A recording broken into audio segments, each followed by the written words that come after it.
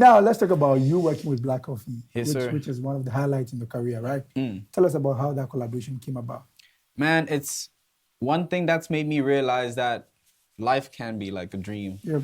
And that you don't know where your next opportunity comes from. So prepare yourself at all times. But let me tell you the story real quick. So me and him were booked for the same show back at home. Okay. A show called Wild Explosion. Shout outs to the Vento Group for putting that one together.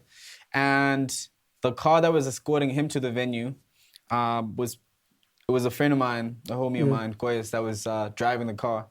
And he had like a whole lot of music on his USB. So a lot of music's playing. And then it lands on this one song of mine called Girls Like You. And Coffee was like, yo, what is this and who is this? And Koyas is like, yo, it's actually a kid from around here. He was performing at the gig we're going to right now. To this day, I don't know if he did that on purpose or if it was a mistake. I wasn't in the car, so I wouldn't know. But Coffee was like, no ways. If he's around, I need to meet him. And Girls Like You is a song I worked on with CT, actually. So shout outs to a homie. And so he eventually gets to the gig. I was on my way home already because it was like 4 or 5 a.m. I had church in the morning. But I get a call just as I'm about to hop off the car. And there's a dude on the phone. He's like, bro, where are you? I'm like, I'm home. He's like, come back to the show. I'm like, what? Are you like, it's 4 a.m. I'm not coming home. He's like, nah, come through. And so I'm just like, why? He's like, Coffee wants to meet you. Cool. I'm like, say less.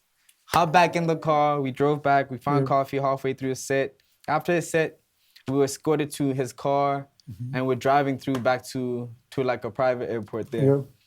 And along the way, like I'm just asking him questions about how he balances, you know, fame and life and how he keeps on making music and outdoing himself the whole time. And we stopped by like this fruit market that's really famous in Venda, Chakuma. But Venda was the one, Chakuma, and we're there, we take a picture. It's actually online somewhere. I look crusty as hell because I was tired, I had bags. But I was like, this is happening. We got in the car. He's like, don't worry about it. I'll send it to you on WhatsApp. I was like, damn, he's about to take my number. So cool. That happens. He leaves. And then he texts me like hours later, keeping his word, sending through the picture. And he's like, bro, you're going far. So cool. Fast forward. I went to the movies with a girl I was seeing at the time. And we were leaving the movie. She was upset. I can't remember why exactly, but I think I poured too much salt in the popcorn. Anyways, we get in the car and I get like a melody in my head instantly. And that's like a strike of inspiration. You can't mess with it. So I told, and she understood this. I just said, yo, I know you're mad, but drop me off at studio right now. At that moment, I called CT. I said, bro, are you available? He said, yes. I said, perfect, I'm coming. Called my brother. I got there with CT, Rendition, and Dondi Rams, my older brother. Super talented musicians. Cool, we get there. I started playing the initial chords. Dun, dun, dun, dun, dun, dun, dun. I said, yeah, take over, CT. He got in there. They were playing around with the sounds. I started writing the song, and we got salty, salty, salty. Too much flavor. And we made that song. We were super excited, super pumped. I remember sending it to Coffee at that time, and he was out the country. I think he was in Turkey. And the next day I was at the mall. I just get like a text shoot in, and it's a whole lot of fire emojis from Coffee. He's like, yo, this tune, bro, can I have it for my album? And I was like, bro, I would be honored for this to happen. And he took it. He went around, like he was shopping at a lot of places.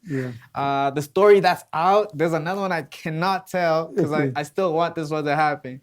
But the one that came out is that like Swizz had wanted it for Alicia Keys' album, wanted to get Chris Brown and them on it. But Coffee eventually went, nah, dog, I want this song for myself.